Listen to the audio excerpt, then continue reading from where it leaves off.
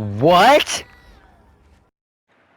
So in today's video, we're going to talk about what you just saw, and we're going to talk about a lot more. Everything from the campaign to inventory management to in-game mechanics, tablets, and more. So stick around. Make sure to leave me a comment on your thoughts below, and if you feel so inclined, like and subscribe.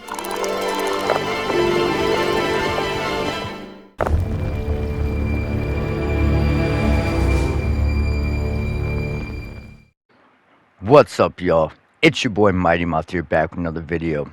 As you've noticed, we're back at the typical thinking spot. We're going to be going into some depth here, maybe, and I'm going to be sharing some of my focal points and some of my solutions.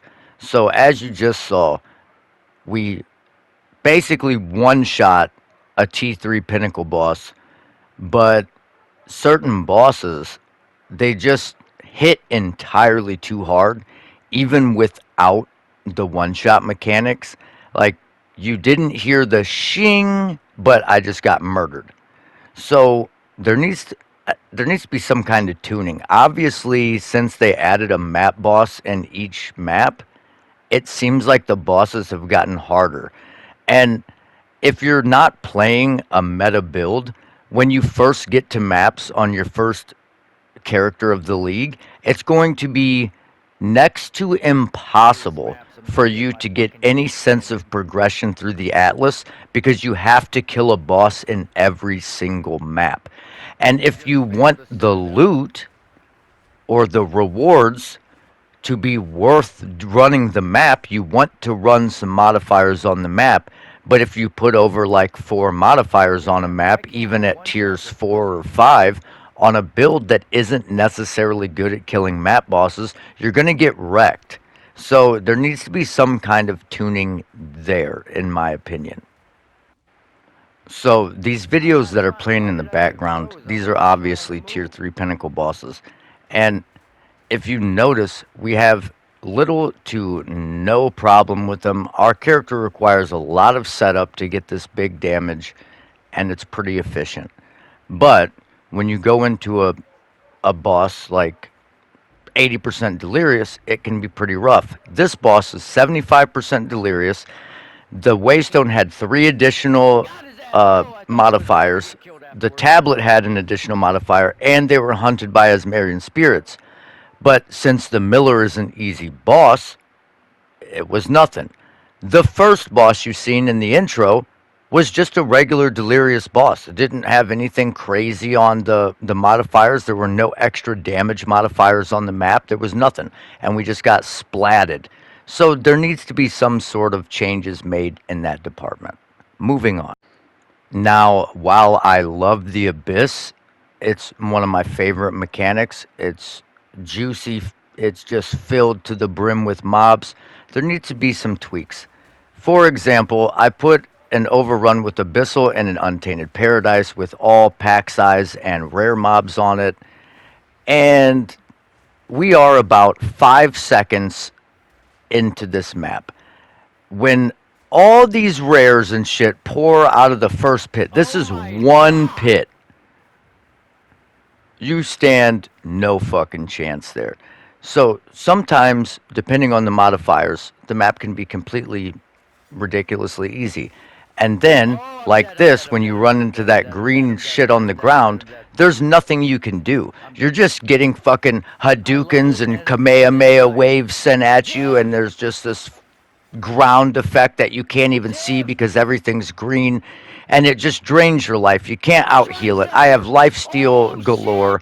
I have like 8% of my max life as regeneration. There's nothing you can do. You will not heal. So maybe tune the mobs down in the Abyss a little bit, or at least those specific modifiers that you can't out heal, you can't do anything with. It's a little overtuned because ranged classes will never have to deal with that. They won't have to be standing there next to the mob.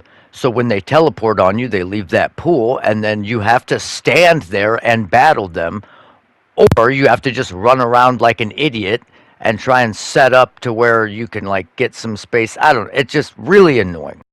Now, on the topic of tuning, I'm not necessarily saying that you need to nerf the simulacrum, but I think they need to tweak the modifier values of certain things, even still, because I've done runs in tier one and tier two with relative ease. And then I've gotten all the way to the 15th wave with zero issues in tier three. And then you get extra damages, chaos, increased attack, cast, and move speed, stun build up, penetrates elemental resistances. Like, there needs to be a way to where you only get, say, one additional damage mod and one utility mod and one buff to their either resistances or health or defenses and one nerf to your either resistances or defenses. Like, you shouldn't be able to get reduced regeneration of life and health plus penetrate resistances plus extra damages, chaos, fire, and lightning plus increased movement, cast, and attack speed. Like, that's just too much, especially when it's 100 and something percent delirious. So they need to just kind of maybe pick four modifiers, one damage buff for the mods, one utility buff for the mods, be it their resistances or their movement speed, and then one negative for you, be it either lower your max resistances, penetrate your max resistances, reduce your life, and then maybe either extra health for the mobs or a percentage of their health as energy shield, something like that. Something with their defenses. You shouldn't have multiples of all one thing like damage or speed or anything like that. So the next thing we're going to talk about are changes to the actual gameplay. So first we're going to talk about the campaign.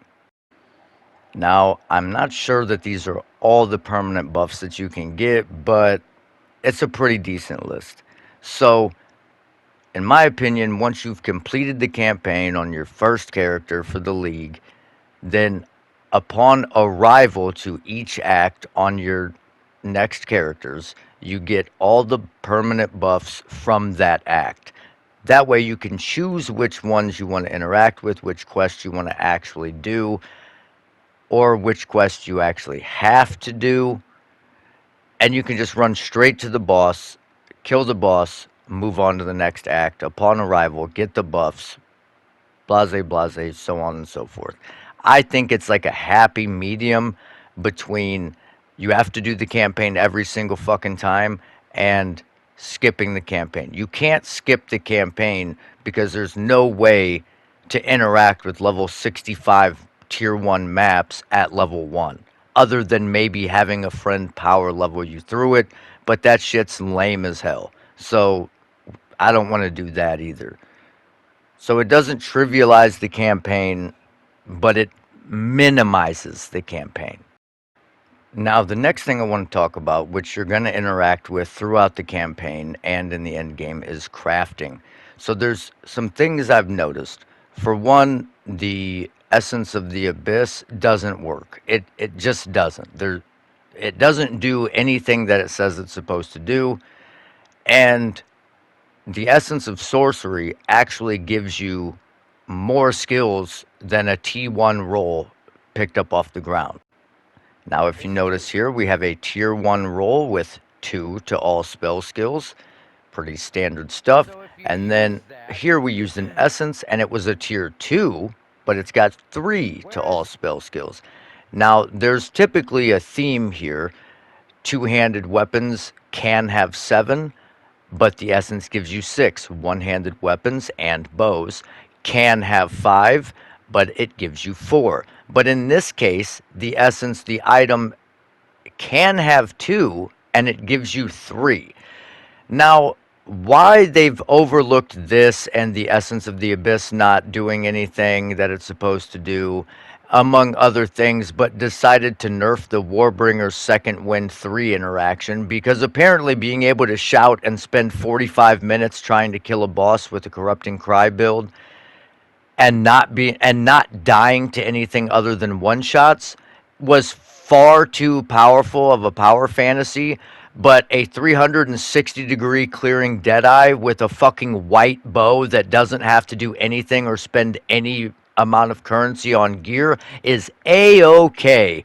Maximum evasion with uh, maxed out deflection with 500% move speed with a 360-degree clear using triple heralds, that's fine. But being able to just stand in damage and take 40 fucking minutes to kill something, though people found it fun like myself, was just too powerful. That's a broken interaction. We had to nerf that right now. Like, you hotfixed that, but you're not hotfixing the fact that you've trivialized every single focus that drops off the ground. Because why would you use a focus with 2 dispel skills when you can just essence it and get 3? I mean, it makes no sense. So, along with the changes and a little bit of tweaking to essences and things of that nature, I'd like to talk about inventory management. So, the number one problem I've had is keeping my inventory clear for the ground loot. Now, basically nobody picks up any rare items anymore unless they're from pinnacle bosses or they're like tier 5s and then they identify them and they're dog shit and they throw them on the ground anyways. But you're going to be picking up a lot of currency. And because you're picking up a lot of currency, you have tier 1s, 2s, 3s, and so on, etc. I think they should implement a currency tab for your inventory. Something like this. Never mind the spelling errors for Exalted Orb. I'm not all that great at doing this, and I already did this video once, and it deleted everything when I tried to render it, and it didn't save the project. So not only are we periodically saving now, but we have a little representation of what the currency inventory could look like. Now, given alchemies don't have 3 tiers, but I had to put 3 columns, so bear with me. Something like this, okay? The Titan already gets 20 extra inventory slots or whatever it is, and you could just implement something like this. Or alternatively, I mean, you could just make the currency go straight to your stash. There's no way you should have to carry it with you, but I've noticed there's bugs with using the recombinator. Sometimes it doesn't register that you have, the Black Scythe artifacts in your stash. You have to move them to your inventory. So there are some bugs with that. And I think it should just be the same thing. Like if you're doing a strong box, it should just pull the currency out of your stash. And if you can't do that, then make the currency inventory. And the same thing for like the recombinator. Why is it I have to go and move them to my inventory, or if I want to go gamble at the expedition merchants, I have to go move them to my inventory, or I have to open my stash, move one, put it back, and then it'll register that I have them. I'm not really sure what all that's about, but just something like this. I know that's kind of rambly, but it's frustrating that these bugs still exist. Like, you're not fixing those bugs, but again, you had to just 86 the second Wind 3 interaction for Warbringer. Their priorities are just wild, in my opinion. Just the things they prioritize to do, to me, make no sense. And I love GGG. I am in no way shitting on them. I know they have a lot on their plate, and they're trying to make a lot of different changes, but I'm just behooved, flabbergasted, and bewildered at why they make certain changes that they make when there are glaring issues staring you in the face. So there's been some adjustments to quantity and rarity, and at first I thought, wow, this is great, because I already had towers set up with quantity and rarity on them. So the addition of putting them on the tablets on the map was great, but now that I'm past that point, it feels pretty bad. So before, the the floor, the lowest possible rolls, you could have like 71% quantity with your Atlas and it doubling. So your 32% increase of tablets and then the chance for it to double. Now the floor is 31%. The ceiling for quantity was 221%. That's in a 4 tower setup. The 71 is in a 3 tower setup. So we're assuming best case scenario, the floor of the best case scenario setup. Now the ceiling now is 79 quantity. The floor of rarity before in a 3 tower setup was 166 rarity.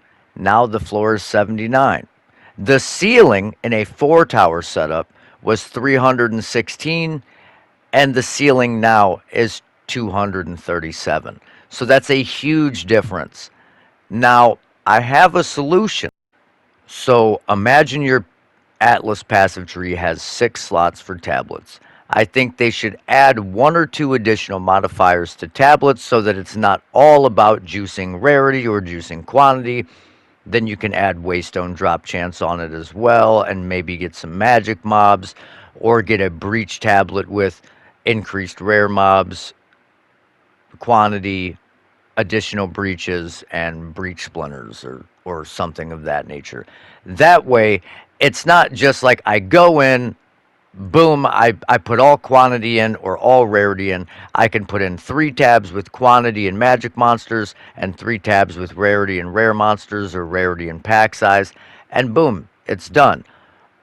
Or alternatively, you can keep tablets as they are and put 6 in your atlas and 3 in your map and maybe adjust the values a little bit so it doesn't get too terribly crazy. But I feel like the juice is just not worth the squeeze anymore, especially with how hard some of the bosses are. Like you juice a map, you waste all these great tablets on it, and you get one shot by the boss, so it was all for nothing. Now, there's countless things we could talk about. I mean, I could go on and on and on. We're coming up on 17 minutes, so we'll try and keep the rest of this pretty brief. But I feel like ground loot is basically useless. It's just you want to get rarity and quantity on your maps so that you can just get as much currency as possible. The trade system is screwed now. It's just either great items priced way below market value or mirror tier items. That's it. That's all anyone is buying. No one is buying anything else because they themselves can craft it. So I think they need to do something with uniques or something with that nature where you need to be able to take the unique modifier off of the unique and then imprint it on a rare. So if you get a juicy ass rare drop, you can put that into a cube or something and extract the unique modifier off the helmet you want. Like let's say you want to blow up corpses when you war cry and you put that on your rare helmet with decent stats, because let's be honest, the big problem with uniques are the power is vastly strong. I mean, like super good, but the downside is it has 60 armor on it. So it's like it's got a good unique property, but you get no defenses from it. And you get most of your defenses from your shield, your armor, and your helmet. The gloves and boots and belt, they don't really give you a lot of in way of energy shield, armor, or evasion. So I think there needs to be a way to use these lesser used uniques by breaking them down and then putting that property onto a rare item. I think that I'm not the first person to say this. There's been other people that have said this, and I just think it's a good idea. I never played PoE 1, but I thought I read something where you could do that. I'm not entirely sure, but you could do it in Diablo 3, I believe, and that felt good. It was pretty nice. I just feel like they need more interesting ways to interact with ground loot. They need to do something because it's trivialized that everyone just sets their loot filter to basically currency only and tier 5 items and uniques and stuff like that. And they don't even pay attention to anything. I myself am a hoarder. I pick up every magic item, even if it's not tiered, if it's a certain base that I want, because I'm looking for a high percent fizz roll or a high defensive roll like evasion and energy shield so that I can craft and try and sell it for profit. Things of that nature. And I think we need to get back to that. Or maybe, just maybe, if it drops magic, then it has a chance of being like 120% increased evasion and energy shield instead of 110 being the top. That way you can craft off of a magic base and you actually get more reward off of it or something. I don't know. There's I'm just spitballing here, right? But we're up over 20 minutes. You already know what it is. I'm signing off for now. You are enough. Stay blessed. And as always, stay mouthy. Make sure you leave me a comment. Even if you don't agree with me, I'd love to interact. Make sure you like and subscribe.